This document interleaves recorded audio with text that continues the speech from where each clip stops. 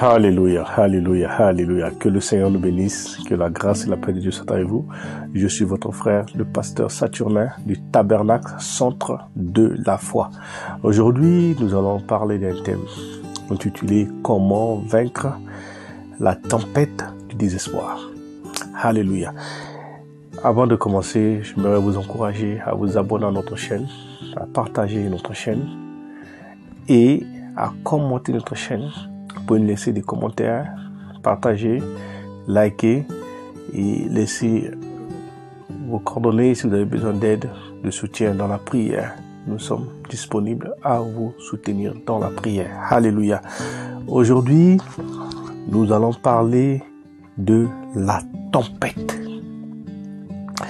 Quand nous voyons la définition de la tempête est une violente perturbation atmosphérique, vent rapide qui souffle en rafale et souvent accompagné d'orages. Alléluia. Une tempête est un phénomène météorologique violent à large échelle. On peut aussi décrire une tempête comme une catastrophe qui entraîne une douleur profonde, un moment de détresse, de peur et de crainte. Dans ce moment difficile que nous traversons en ce moment, 2020 a été une année difficile, une année où la tempête s'est abattue sur chacun de nous. Et pendant ce temps, on ne sait pas comment se ressaisir. Les cris de gauche à droite. Mais nous qui sommes enfants de Dieu, comment nous pouvons faire pour vaincre et rester debout pendant ce temps difficile? En tant qu'enfants de Dieu, nous devons retenir une chose. La tempête est une catastrophe. Ou une secousse. Même quand tu es dans l'avion, on passe toujours par un temps de secousse que n'importe qui peut avoir peur, crainte pendant ce moment. C'est pour cela que nous parlons de la tempête qui peut arriver à tout moment. La tempête peut arriver à tout moment. Personne ne peut contrôler.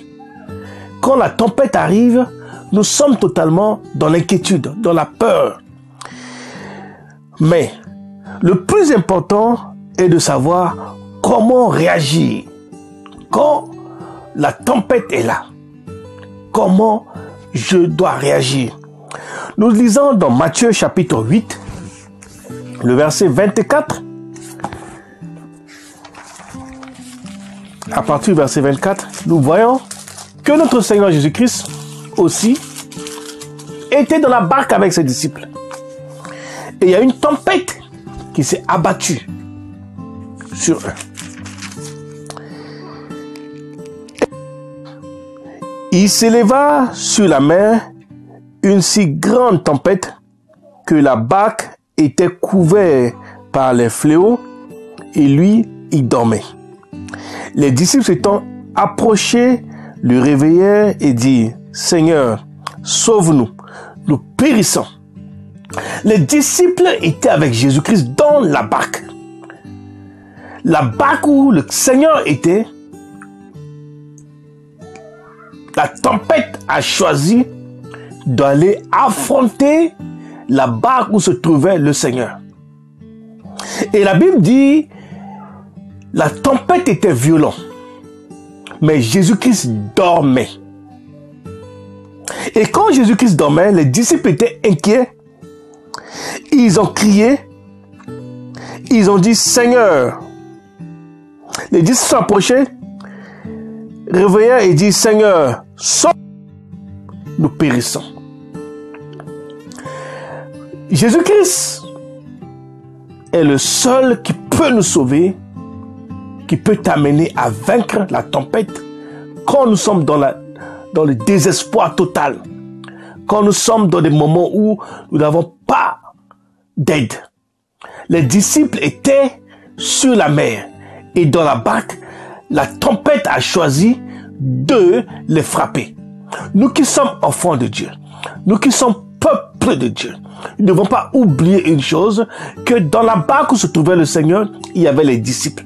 Donc, dans ta vie également, la tempête peut venir, même quand Jésus-Christ est avec toi. Mais la Bible dit que Jésus-Christ dormait.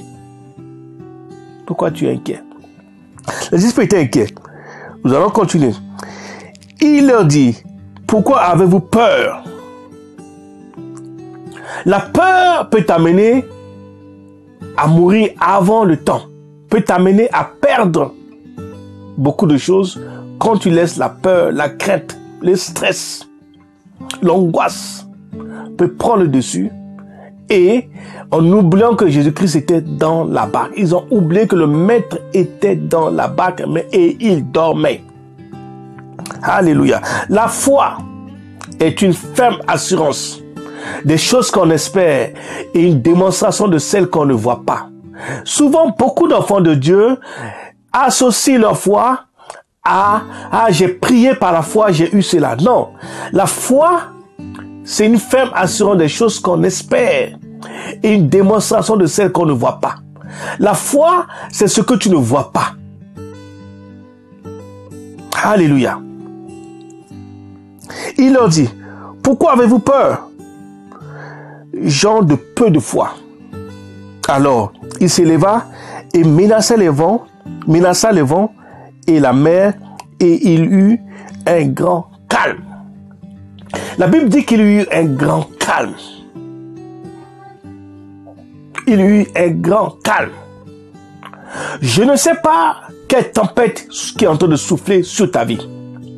Je ne sais pas quelle tempête qui est en train de souffler. Tempête de quoi? De chômage qui s'est soufflé sur ta vie. Tempête d'une maladie qui s'est soufflée sur ta vie. Tempête de la pauvreté qui est soufflée sur ta vie.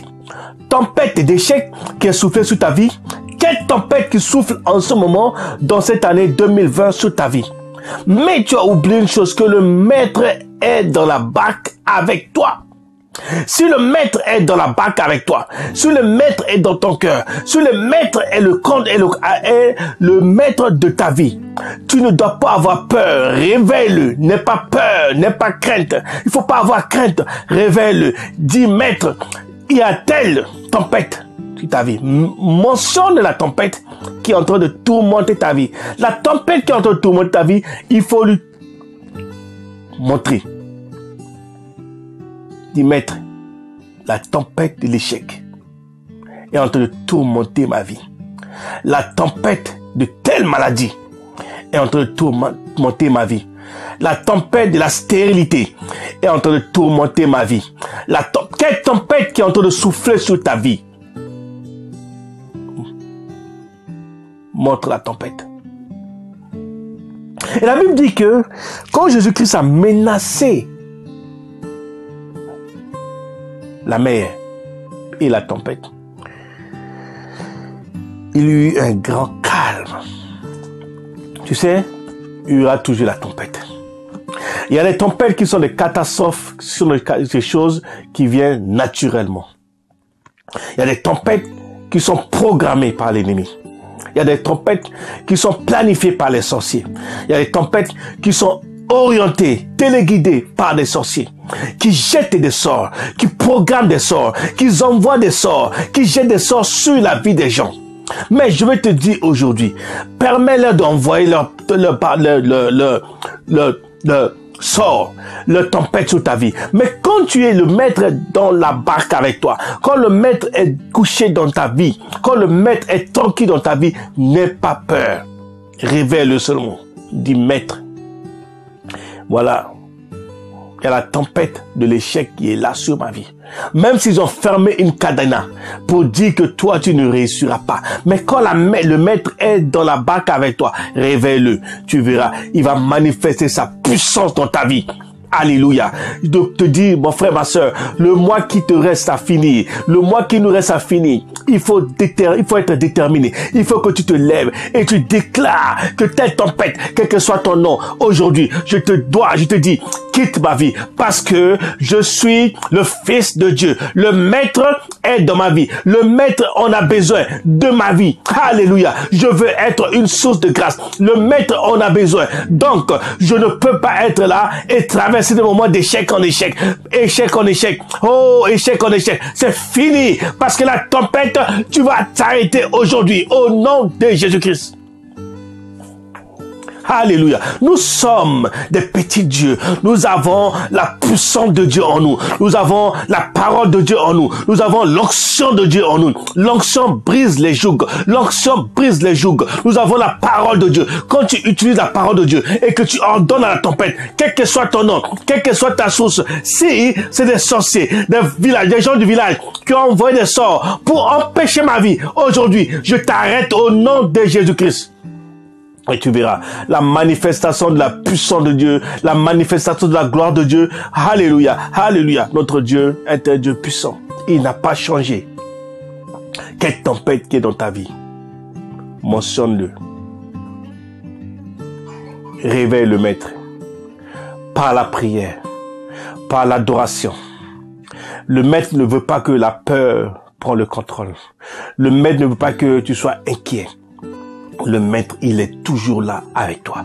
Il a promis d'être avec nous tous les jours jusqu'à la fin du monde. Il a promis d'être toujours là quand il y a quelque chose qui ne va pas. Il va toujours intervenir. Il va toujours manifester sa puissance. Alléluia, alléluia.